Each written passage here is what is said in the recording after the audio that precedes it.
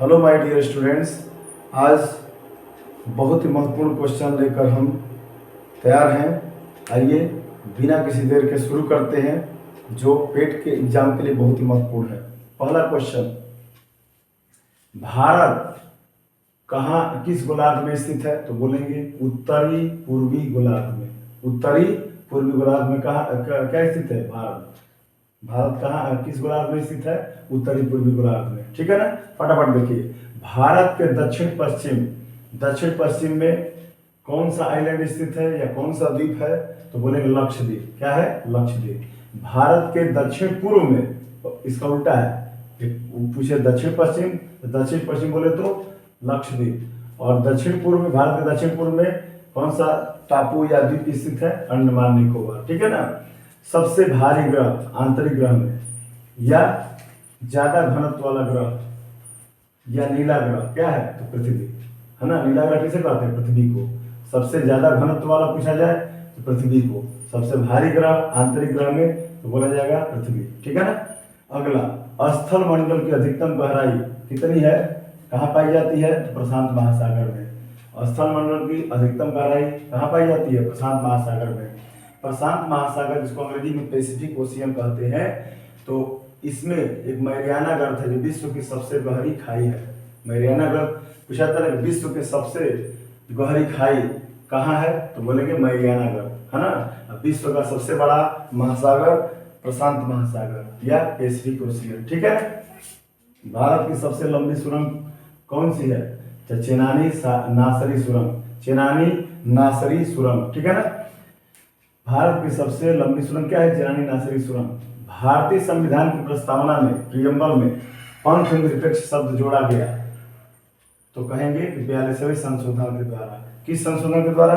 42वें संशोधन के द्वारा भारतीय संविधान की प्रस्तावना में धर्म पंथ निरपेक्ष शब्द जोड़ा गया। क्या जोड़ा गया? पंथ निरपेक्ष शब्द जोड़ा गया।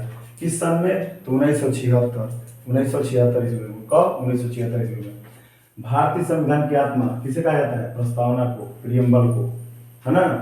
पृथ्वी का सर्वाधिक बृहद पारिस्थितिकी तंत्र, इकोसिस्टम क्या है? जैवमंडल। क्या है? जैवमंडल। क्यों है? क्योंकि इसमें तीनों पाया जाता है मंडल, स्थल मंडल, जल मंडल और वायुमंडल। ठीक है ना। जूट उत्पादन में सर्वाधिक अग्रणी राज्य कौन सा है? पश्चिम बंगाल। जूट उत्पादन में सर्वाधिक अग्रणी राज्य कौन है? पश्चिम बंगाल। जवाहर सागर बांध कहाँ स्थित है? चंबल नदी पर। जवाहर सागर बांध कहाँ स्थित है? चंबल नदी पर। एवं नागार्जुन सागर बांध कहाँ है? तो कृष्णा नदी पर। जहाँ अर्जुन आए वहाँ कृष्ण रहेंगे। तो इस तरह से ट्रिक बना लीजिएगा। अर्जुन जहाँ देखिएगा ऑप्शन में कृष्णा मारिएगा, क्योंकि अर्जुन के साथ कृष्ण रहते थे मित्र की तरह। ठीक है ना। आगे बढ़ते हैं। प्रथम दीनदयाल हस्तकला संकुल व्यापार सुविधा केंद्र कहाँ स्थित है? वाराणसी में। प्रथम दीनदयाल, फर्स्ट बोलेंगे प्रथम दीनदयाल हस्तकला संकुल व्यापार सुविधा केंद्र कहाँ स्थित है?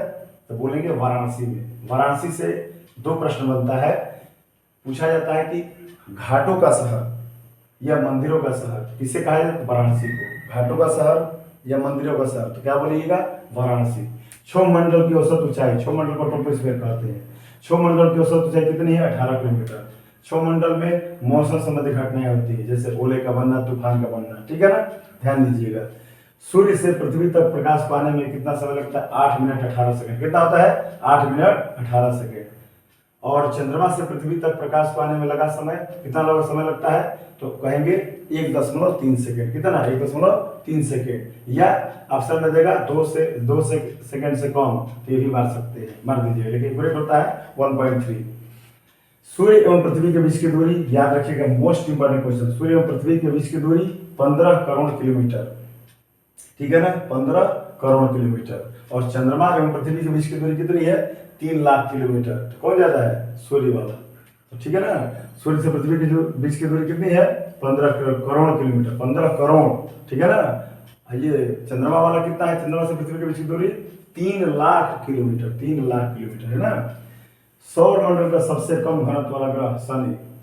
सौर मंडल का सबसे कम घनत्व वाला ग्रह क्या है? कम पूछा जाए तो शनि मारिएगा, सैटर्न। अधिक पूछा जाएगा, अधिक घनत्व वाला, तो बोलेगा पृथ्वी, अर्थ, है ना। तो राष्ट्रीय रसदार फल अनुसंधान केंद्र कहाँ स्थित है? नागपुर में। राष्ट्रीय रसदार देखिएगा ना, फल अनुसंधान, तो बोलिएगा नागपुर, है ना। नागपुर कहाँ है? महाराष्ट्र में। वह शहर कौन सा है जो अंगूर के उत्पादन के लिए प्रसिद्ध है या मशहूर है? तो बोलेंगे नासिक। नासिक जो है अंगूर के उत्पादन के लिए या अंगूर की खेती के लिए क्या है, बहुत ही मशहूर है। अंगूर के अध्ययन को क्या बोलते हैं? Viticulture. Study of grapes is known as viticulture. Viticulture, what is viticulture? Viticulture is the study of grapes. Dronacharya पुरस्कार किसको दिया जाता है, किस व्यक्ति को दिया जाता है? तो खेल प्रशिक्षक को, कोच को दिया जाता है। जायकबाड़ी परियोजना कहाँ स्थित है? गोदावरी नदी पर। जायकबाड़ी गोदावरी, जायकबाड़ी गोदावरी, ये याद रखिए। जायकबाड़ी परियोजना गोदावरी नदी पर स्थित है। अब चलिए मोस्ट इम्पोर्टेंट क्वेश्चन इसमें 3 है, पूछा जाएगा। संघीय समिति के अध्यक्ष कौन थे? तो नेहरू जी। कैसे? तो कहेंगे कि नेहरू जी संघ थे, ठीक है ना। प्रांतीय, प से प्रांत और प से पटेल, याद रखिएगा। प्रांतीय समिति के अध्यक्ष कौन थे? पटेल जी। कौन पटेल? सरदार वल्लभ भाई पटेल। और साथ ही साथ प्रारूप समिति के अध्यक्ष कौन थे? तो अम्बेडकर जी। प्रारूप समिति के अध्यक्ष कौन थे? चेयरमैन कौन थे? अम्बेडकर जी, ठीक है ना। याद हो गया तीनों क्वेश्चन, बहुत अच्छा क्वेश्चन है। कोयला परियोजना किस राज्य की प्रमुख बहुउद्देशीय नदी घाटी परियोजना है? कोयला परियोजना किस राज्य की प्रमुख बहुउद्देशीय घाटी परियोजना है? महाराष्ट्र। कहाँ की है? महाराष्ट्र की, ठीक है ना। और लास्ट क्वेश्चन है रामगुंडम खान, रामगुंडम माइन कहाँ स्थित है? तेलंगाना। कहाँ है? तेलंगाना। कहाँ है? तेलंगाना। तो इस प्रकार बच्चों ये सब बहुत महत्वपूर्ण क्वेश्चन है पेड एग्जाम के लिए, ध्यान से समझिएगा। शेयर और सब्सक्राइब जरूर करिएगा ज़्यादा से ज़्यादा। Thank you so much.